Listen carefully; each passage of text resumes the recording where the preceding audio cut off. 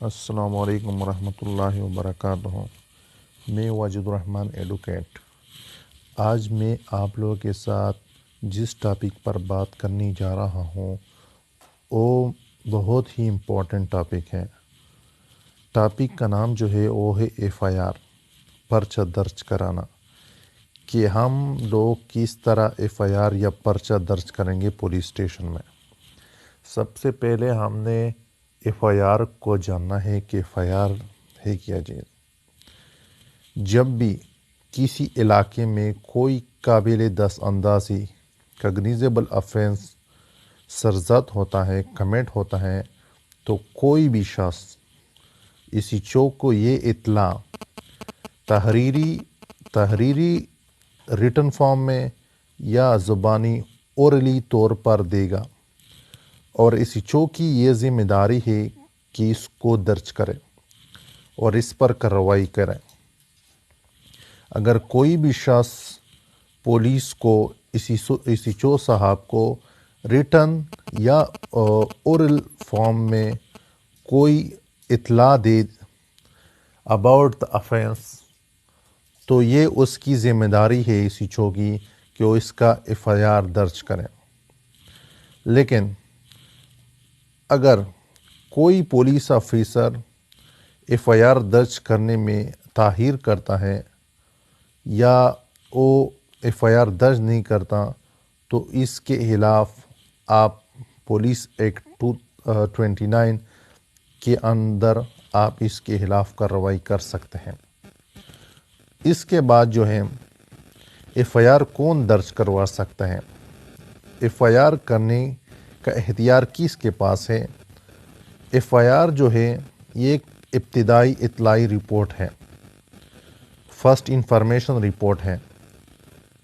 جب بھی کسی جگہ پر کوئی شخص کوئی قابل دست اندازی کاگنیزیبل آفینس سرزد ہوتے ہوئے دیکھے، تو تھانہ انچارج کو police officer of the police station کو اس وقوع کے متعلق رپورٹ کر سکتے ہیں۔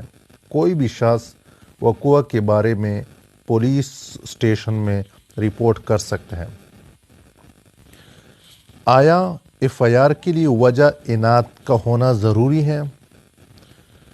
جی نہیں، کسی بھی FIR کے لیے وجہ عنایت ضروری نہیں ہے۔ وقوع کی بابت کوئی وجہ عنایت ہو، قابل دست اندازی جرم کے سرزد ہونے کی صورت میں کوئی بھی شخص FIR درج کروا سکتا ہے، اور ضابطہ فوجداری کرمنل پروسیجر کوڈ کی سیکشن 154 کے تحت تھانہ انچارج اس کو درج کرنے کا پابند ہے۔ جس طرح میں نے پہلے کہا کہ جب بھی کوئی شخص کسی جرم کے بارے میں، اس کے سرزد ہونے کے بارے میں اسی چو یا پولیس تھانہ کو کوئی انفارمیشن اطلاع دے دے، تو 154 کے اندر تھانہ انچارج جو ہے اس کا کمپلینٹ یا اس کی انفارمیشن جو ہے اس کا FIR درج کرے گا۔ اگر کوئی شخص جھوٹی FIR درج کروائے تو اس کی سزا کیا ہے؟ قانون جو ہے کسی بھی شخص کو یہ اجازت نہیں دیتا کہ وہ کسی دوسرے شخص پر جھوٹی اور بے بنیاد FIR درج کروانے۔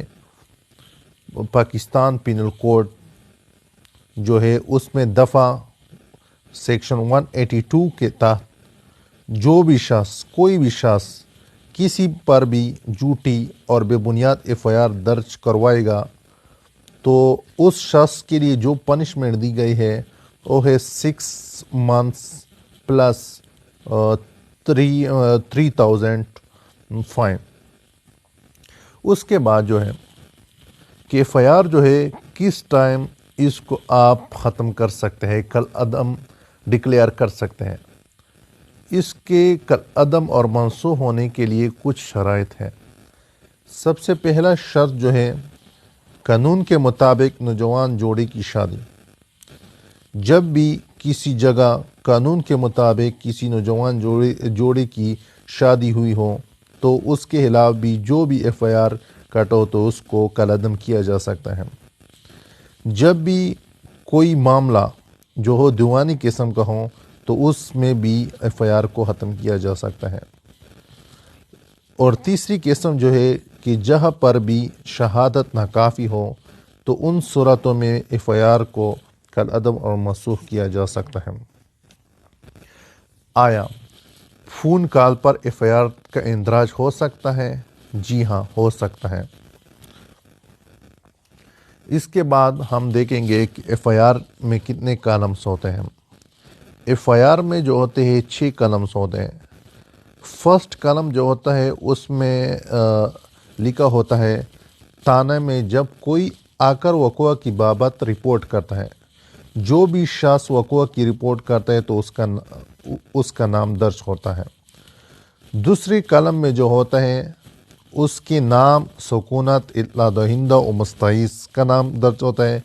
ایف آئی آر کی اس کالم میں کسی وقوع کے بابت اطلاع دینے والے کا نام و پتہ درج کرنا ہوتا ہے۔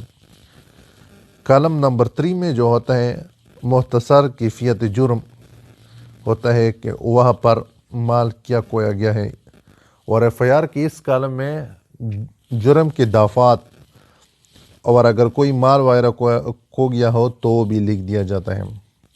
کالم نمبر 3 میں جو ہے اس میں جرم کے جو دفعات لگے ہوئے وہ بھی لکھے جاتے ہیں، اور اگر کوئی مال وغیرہ کھو گیا ہو تو بھی لکھ دیا جاتا ہے۔ کالم نمبر 4 جو ہے جے وقوع و تانے سے فاصلہ، اس میں فاصلہ لکھا جاتا ہے کہ تانے اور اس وقوع کی جگہ میں جے وقوع کی جگہ میں کتنا فاصلہ ہے۔ کالم نمبر 5 میں جو ہے کہ ایف آئی آر میں کی تفتیش کیا ہوئی ہے، تفتیش کے بارے میں اس کی بات کی گئی ہے۔ کالم نمبر 6 میں جو ہے ابتدائی رپورٹ کے ہونے کے بعد پولیس جب وقوع کی جگہ پر کارروائی کے لیے آئی ہے تو اس وقت مخصوص رجسٹر میں روانگی کی تاریخ اور وقت درج کرنا ہوتا ہے۔ اس کے بعد ہم جاتے ہیں کہ ابتدائی فرسٹ انفارمیشن رپورٹ جو ہے وہ جو بھی انفارمر ہوتا ہے ان کے الفاظ میں لکھی جائے گی۔ پولیس نے اپنے الفاظ میں نہیں لکھنا چاہیے، ان کے الفاظ میں لکھا جائے گا، جس طرح جبکہ یہ مستعیض کے بیان پر درج کی جائے گی۔ اور اس کے بعد یہ جو ہے انفارمر کو پڑھ کر سنائی جائے گی، اور اگر ایسا نہ کیا گیا تو مدعی کو رپورٹ کا پابند نہیں کیا جا سکتا۔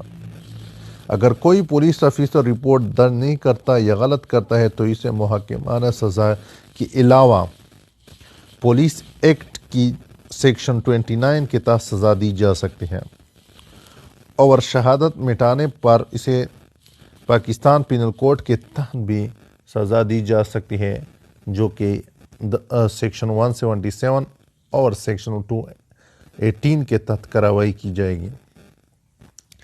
آیا واٹس ایپ یا میل یا ٹیلی فون پر میل پر ایف آئی آر درج کی جا سکتی ہے؟ جی نہیں، لیکن اگر کوئی شخص تھرو میل یا واٹس ایپ کوئی انفارمیشن دے دے اور وہ وہاں پر موجود بھی ہوں اور وہاں پر اس پر دستخط بھی کرے تو پھر ہو سکتی ہے۔ اس کے بعد جو ہے ملزم کی طرف سے ابتدائی رپورٹ، ملزم کا ارتکاب جرم کے بعد تانے میں بیان، یہ بھی سیکشن آرٹیکل 38 قانون شہادت کی بات کر رہا ہے اور آرٹیکل 34 کی بات کر رہا ہے۔ اگر انفارمر وفات پا جائے تو اس کے رپورٹ، ابتدائی رپورٹ کی حیثیت کیا ہوگی تو اس کو ایسا لیا جائے گا جس طرح آرٹیکل 46(1) میں ہے ڈائنگ ڈکلیریشن، یا آرٹیکل 21 قانون شہادت۔ جب ایف آئی آر تانے کی بجائے کسی اور جگہ پولیس افیسر کو درج کروائی جائے تو پولیس افیسر اس کی پابند ہے کہ اس رپورٹ کو تھانے میں بھیجے اور وہاں پر اس کو درج کیا جائے۔ ایف آئی آر درخواست پرچہ پر مستعیض کے دستخط یا انگوٹھا، یہ بھی ضروری ہے کہ جو بھی رپورٹ دیتا ہے اس کا رپورٹ ابتدائی پر اپنی دستخط یا انگوٹھا ثبت کریں اور اس کی صحیح ہونے کی دلالت کریں۔ اگر وہ ایسا نہیں کرتا تو پھر یہ خلاف قانون تصور نہ ہوگی اور قابل جہالت ہوگی۔ محرر کا بھی دستخط جو ہے اسی پر ضروری ہے۔ اس کے بعد ایک اور ضروری چیز جو ہے زیرو ایف آئی آر سے کیا مراد ہے۔ زیرو ایف آئی آر کا مطلب یہ ہے کہ جب بھی کسی علاقے میں جرم سرزد ہو اور یہ تعین کرنا مشکل ہو جائے کہ یہ کس تانے کی حدود میں آتا ہے، ابتدائی ضروری قانونی کارروائی کرنے کے لیے ایک فرضی ایف آئی آر درج کی جاتی ہے جس کو زیرو ایف آئی آر کہتے ہیں۔ بعد میں جو متصل تانے کی حدود بن رہی ہوتی ہیں وہاں ایف آئی آر دوبارہ درج ہوتی ہے اور پہلے والی ایف آئی آر کو خارج کر دیا جاتا ہے۔ اگر اسی چو جو ہے آپ کی درخواست کو ایکسیپٹ نہیں کرتا تو اس کے پرچے کے خلاف آپ کے پاس کون سی ددراسی موجود ہے؟ جب اسی چو آپ کا رپورٹ جو ہے درج نہ کر رہا ہو تو آپ کے پاس یہ ریمیڈی ہے کہ آپ justice of peace additional session جج کے پاس 22A اور 22B کا درخواست کریں یا علاقہ مجسٹریٹ کے سامنے دفعہ 200 کے تحت استغاثہ دائر کریں۔ اسی کے ساتھ جو ہمارا ایف آئی آر کا لیکچر تھا وہ ختم ہوا۔ امید کرتا ہوں کہ آپ لوگ سمجھ گئے ہوں گے۔ السلام علیکم ورحمۃ اللہ وبرکاتہ۔